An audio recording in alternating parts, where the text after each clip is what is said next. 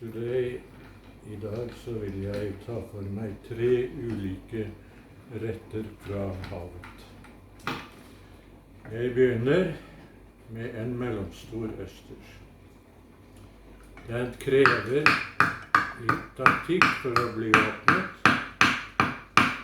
En hammer, for så å finne en kniv som kan presses inn for å åpne delikatessen. Vær forsiktig, ikke skjær fingrene.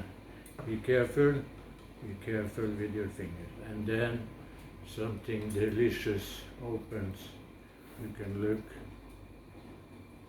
at this, fantastic. This is a middle size. Dette en mellomstor østers. Jeg har vist et program tidligere med mye større østers. Men det fantastiske at handler du her i Asia på en lørdag, så prisen normalt 3 ganger dyrere.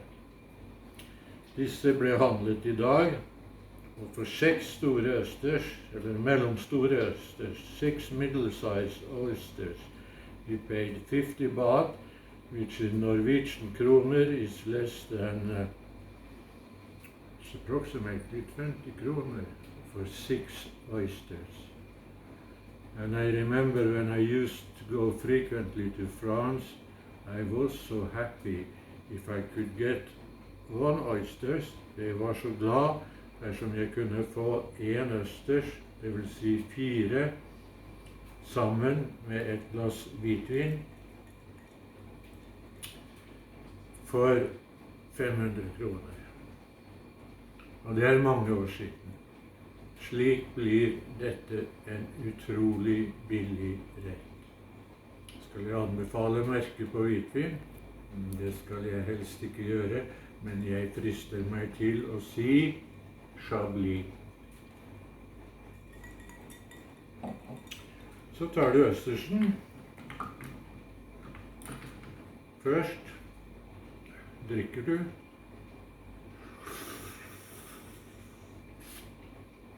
Det en blanding av saltvann og havet kan by på, men fantastisk godt.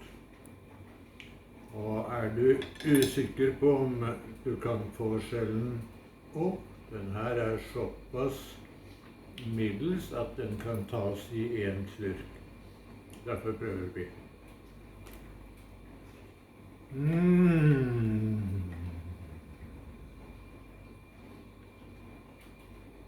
Fantastic. You need a little bit more Chablis.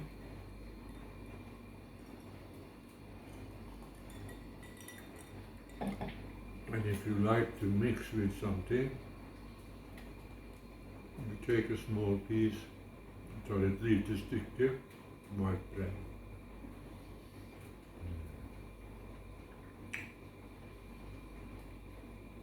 Very good. Dette et produkt som i første rekke elsket i Frankrike og Sentral-Europa.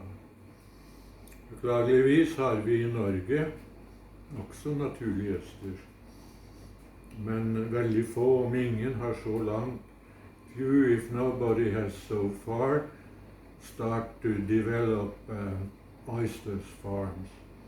Natural or farmed oysters. The conditions are very good in some fjords in Norway, especially in shallow water with freshwater resource next to it. I ferskt vann med frisk vann i nærheten som renner ut i sjøen.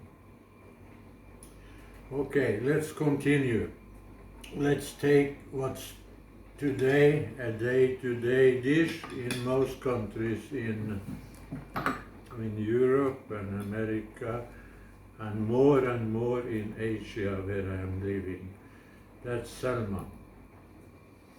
I remember when the Norway started salmon export. That was in the beginning of the 60s.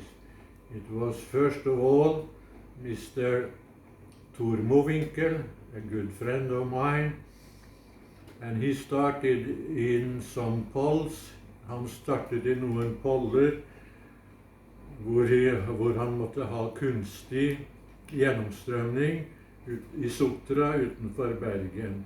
He started in some polls in Sotra utenfor Bergen with artificial stream. That was not very successful, but sure he managed to get firstly trout and later on salmon, but a very expensive test period. Then the brothers Grøntvedt at Hitra and Frøya continued, and salmon farming became bigger and bigger in Norway. Today we can say it's overfarming.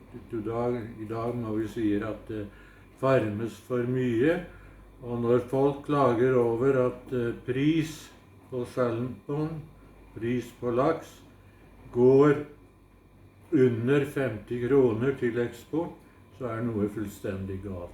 Det er det samme som å si at et fat olje skulle ha kostet minst 100 kroner per fat.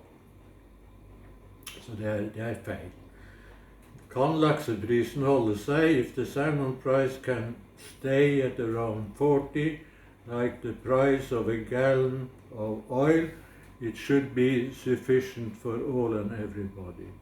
As an example, this is an end piece, et endestykke of a 5 kilo salmon bought in Thailand. Sorry, delicious. And det er raw laks.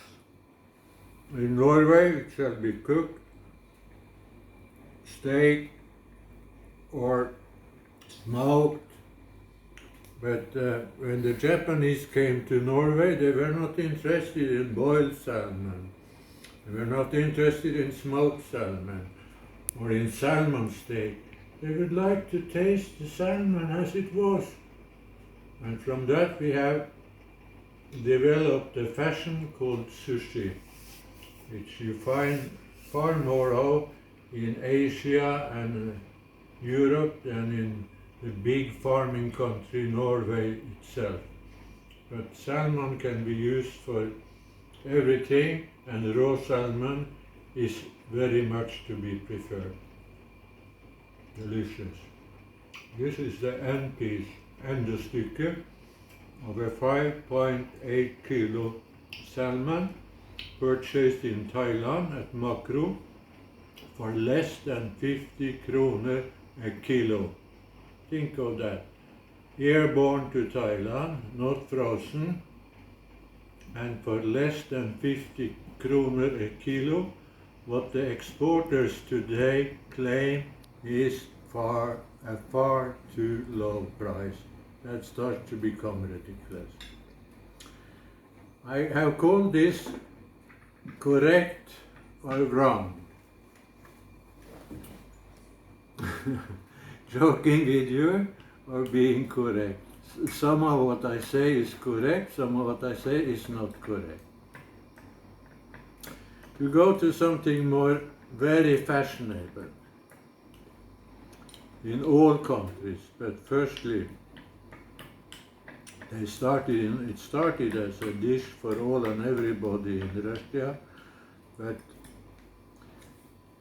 tilkomsten av beluga har blitt mindre og mindre og mindre og mindre, og the price has skyrocketed.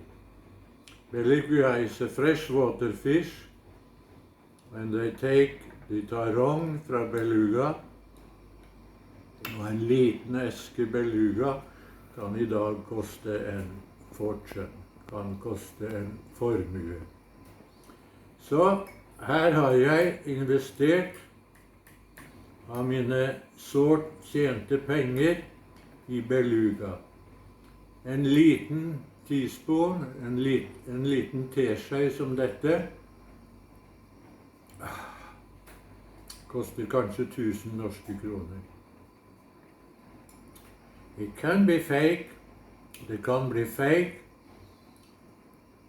or it can be correct. So I recommend to drink a lot of vodka before you actually start. Then it's more and more difficult to see whether it's fake. You know, in Norway, a lot of these products are coming from Sweden. Abba in Sweden are producing cod, from salmon, everything, and Norway import. So together with this, also a piece of bread, another 1000 kroner disappeared, and 1000 kroner forsvant. Ok, takk for i dag. Så får dere velge hva som er rett eller galt. Send meg gjerne en liten beskjed. Var det ikke?